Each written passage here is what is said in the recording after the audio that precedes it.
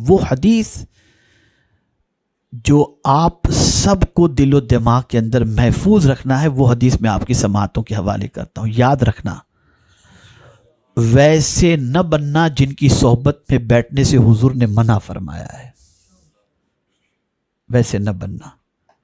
سرکار نے کن کی صحبت میں، کیسے علماء کی صحبت میں بیٹھنے سے منع فرمایا اسے سن لو، اور کیسے کی صحبت میں بیٹھنے کے لیے فرمایا اسے بھی سماعت فرما لو.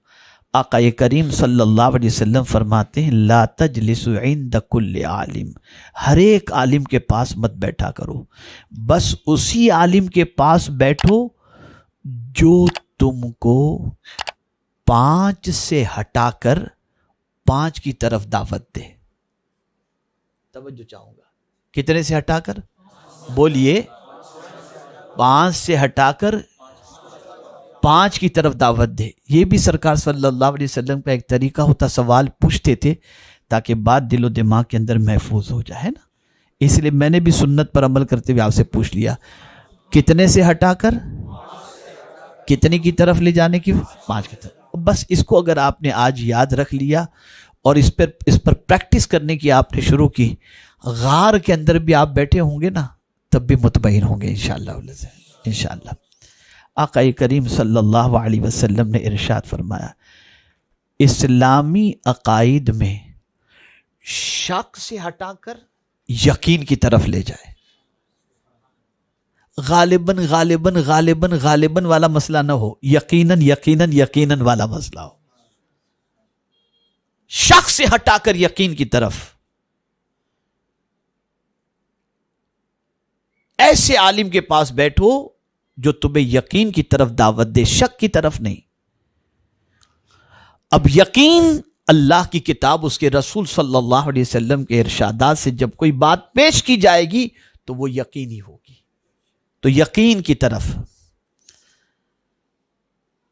اور اسی طریقے سے اب دوسری چیز کی طرف، عمل کے اندر پہلے قلب کو لیا. آقا کریم صلی اللہ علیہ وسلم نے فرمایا اور قلبی عمل میں کبر سے ہٹا کر، کس سے ہٹا کر؟ کبر سے ہٹا کر تواضع کی طرف لے جائے. ایسے عالم کی صحبت میں بیٹھنا جو تمہیں کبر سے نکال کر تواضع کی طرف لے کر کے جائے. میں تو بڑا، جہاں بیٹھے ایسے کی صحبت میں تو وہی بڑا بننے کی فکر پیدا ہو جائے گی. اور بڑا آدمی تواضع سے بنتا ہے، کبر سے نہیں بنتا. من تواضع للہ فقد رفعہ اللہ. 1000 اللہ علم عطا فرما دے،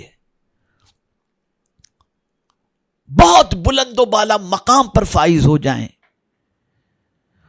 اور فتاوے آپ کی تقریریں، آپ کے درس و تدریس کا معاملہ اتنا اسٹرانگ ہو کہ بس دنیا قبول کرنے کے لیے تیار ہو، اور دنیا کا ان سے بڑا کوئی دوسرا ہے نہیں، لیکن اس کے باوجود بھی میں کچھ بھی نہیں.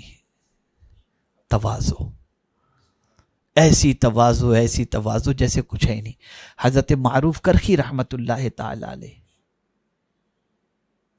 جن کی بارگاہ میں غوث پاک رضی اللہ تعالیٰ عنہ جا کر کے جن کے آستانے پر کئی دنوں رات بیٹھا کرتے تھے.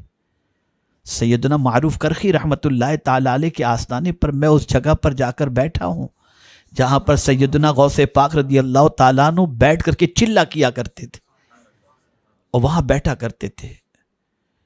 تو سیدنا معروف کرخی رحمت اللہ تعالی علیہ اتنے عظیم بزرگ، غوث پاک رضی اللہ تعالیٰ عنہ سے پہلے انہی کا چرچا وہاں پر تھا. اب غوث پاک حضرت معروف کرخی رحمت اللہ تعالی علیہ کی بارگاہ میں جو ہے وہ حاضر ہوتے تھے. اب آپ جانتے ہیں قحط پڑا بغداد کے اندر، لوگ آئے حضرت معروف کرخی علیہ رحمہ کے پاس، حضور دعا فرما دیں کہ باران رحمت کا نزول ہو. آپ نے فرمایا ٹھیک ہے تم چلے جاؤ، بارش ہو جائے گی، جاؤ تم چلے جاؤ.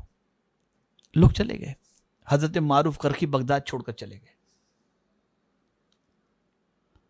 بارش ہو گئی، بارش ہوئی. کافی ٹائم کے بعد بغداد واپس تشریف لائے. لوگ ڈھونڈتے رہے کہ حضرت معروف کرخی گئے کہاں. کافی دنوں کے بعد تشریف لائے. حضور آپ نے فرما دیا تھا کہ بارش ہوگی، تو بارش تو ہوگی، لیکن آپ کہاں چلے گئے تھے؟ کہا سنو، گنہگار جب بڑھ جاتے ہیں اور جب کسی کے گناہ حد سے زیادہ بڑھ جاتے ہیں تو اللہ بارش روک دیتا ہے. میرے دل میں خیال پیدا ہوا مجھ سے بڑا گنہگار کون ہوگا؟ تو میں سوچا میں یہاں سے نکل جاؤں گا تو بارش ہوگی. میں نکل گیا، دیکھو بارش ہو گئی. یہ وہ کہہ رہے ہیں جن کی بارگاہ میں غوث پاک بیٹھتے ہیں. یہ تواضع تھا. اس تواضع کی لاج اللہ عز و جل رکھتا ہے. ہم کبر و نخوت کے اندر ڈوبے چلے جاتے ہیں. ہم سے بڑا کوئی نہیں، ہم سے بہتر کوئی نہیں. وہی جملہ معاذ اللہ ذہن میں کبھی کبھی گردش کرتا ہے جو خبیث شیطان نے پہلے کہا تھا، انا خیر من، بس یہی خیر خیر خیر، میں سب سے بہتر، بس معاذ اللہ یہی چیز. ہم کچھ بھی نہیں. ہمیں تواضع اختیار کرنی چاہیے. ہزار ہمیں علم آ جائے لیکن تواضع، اس لیے کہ راندے بارگاہ الہی اگر شیطان ہوا تو اکڑنے کی وجہ سے، کبر کی وجہ سے. تو عرض یہ کر رہا تھا قلبی عمل میں فرمایا گیا کہ کبر سے تواضع کی طرف. ایسے لوگ جن کے پاس بیٹھو تو تکبر پیدا ہو، مت بیٹھنا ایسے عالم کے پاس. سرکار نے منع فرما دیا. جن کے پاس بیٹھو تو تواضع پیدا ہو جائے ان کی بارگاہ کے اندر بیٹھو.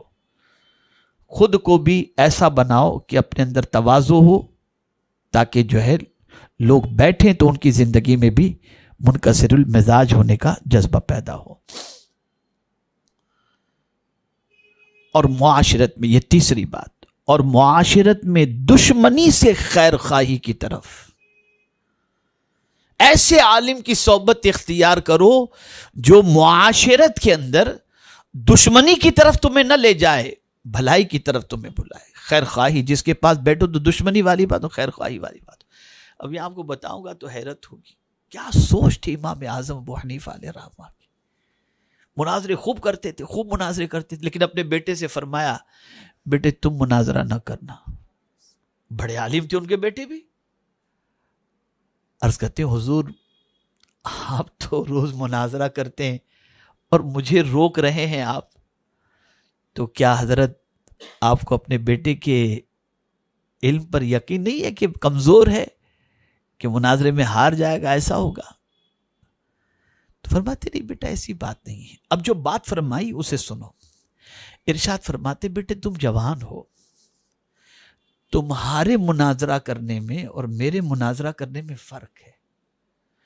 تم مناظرہ کرو گے شکست دینے کے لیے اور میں مناظرہ کرتا ہوں سنبھالنے کے لیے، اصلاح کے لیے، تاکہ سامنے والے کی اصلاح ہو جائے.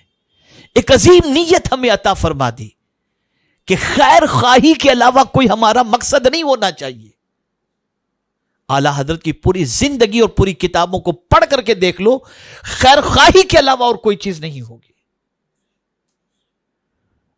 تو جہاں خیر خواہی کا جذبہ نظر نہ آئے اور دشمنی کا پہلو زیادہ نظر آتا ہو، ایسے عالم کی صحبت میں بیٹھنے سے پرہیز کیا جائے.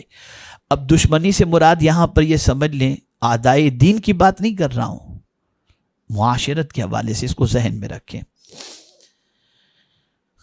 اسی طرح سے چوتھی بات آقا کریم صلی اللہ علیہ وسلم نے فرمائی کہ ایسے عالم کی صحبت میں بیٹھو جو تمہیں ریا سے نکال کر اخلاص کی طرف لے جائے. ریا سے نکال کر اخلاص کی طرف. بڑی معذرت کے ساتھ میں عرض کرتا ہوں، ابھی پرسوں ہی کی بات ہے، ایک مفتی صاحب کے ساتھ سفر کا اتفاق ہوا، تو وہ کچھ کہنا چاہتے تھے اور ایسے ہی بات چلتے چلتے مطلب میں نے اپنا پلان ان کے کہنے سے پہلے جو ہے وہ اس پلان کے متعلق وہ کچھ کہتے میں نے کہنا شروع کر دیا.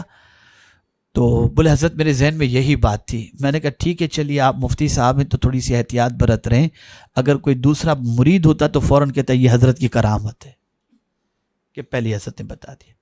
میں نے کہا ہم کرم بھول گئے، کرامت یاد رکھیں. ارے یہ اللہ کا کرم بولو نا، کہاں ولیوں کی کرامت اور کہاں ہم جیسے. ہم خود جانتے ہیں کہ ہم لوگ کیا ہیں، ہمارا ظاہر کیا ہے، ہمارا باطن کیا ہے. آج کرامتیں چھپائی نہیں جاتی، چھپائی جاتی ہیں۔ میر عبد الواحد بلگرامی رحمت اللہ تعالی علیہ فرماتے ہیں ولی کو اپنی ولایت اسی طریقے سے چھپانی چاہیے جیسے حائضہ عورت اپنے حیض کے کپڑوں کو چھپاتی ہے۔ لیکن یہاں تو بس کچھ نہیں ہوتے اور چاہتے ہیں کہ لوگ ہمیں وہ سمجھیں۔ تو ریاکاروں کی صحبت سے بچو، جو اخلاص کی طرف لے کر کے جائے ایسوں کی صحبت۔ تو بیٹا یاد رکھیں، چونکہ عادت میری تھوڑی سی خراب، آپ کو بچپن سے بیٹا بیٹا بولتا ہوں تو آج بھی بیٹا نکل گیا، تو ماشاءاللہ اب تو آپ مفتی بن گئے، آپ عالم بن گئے، اللہ نے آپ کو بڑا اونچا مرتبہ عطا فرمایا۔ تو عرض کرنے کا منشا یہ ہے کہ ہمیشہ ایسوں کی صحبت جہاں پیورٹی والی بات ہو، اخلاص اخلاص اخلاص اور اخلاص، اللہ کی رضا کے لیے، اللہ کی رضا کے لیے، اس کو ذہن میں رکھو۔ اور وہ جب اس کے لیے کرو گے تو وہ دے گا تو اپنی شان کے مطابق دے گا، اور باقی دنیا خود کڑکی ہے، کڑکی کسی کو کیا، کڑکا انسان کسی کو کیا دے کر کے دے گا۔ تو اس چیز کو یاد رکھیں۔ اور پانچویں بات، آقا کریم صلی اللہ علیہ وسلم نے ارشاد فرمایا رغبت دنیا سے زہد کی طرف۔ جس عالم کی صحبت میں بیٹھ کر دنیا کی طرف رغبت ہو جائے مت بیٹھنا، اور جس کی صحبت میں بیٹھ کر آخرت کی طرف رغبت ہو جائے ایسے کی صحبت میں بیٹھنا، ایسے کی صحبت میں بیٹھنا۔ خود ایسے بنو، خود ایسے بننے کی کوشش کرو۔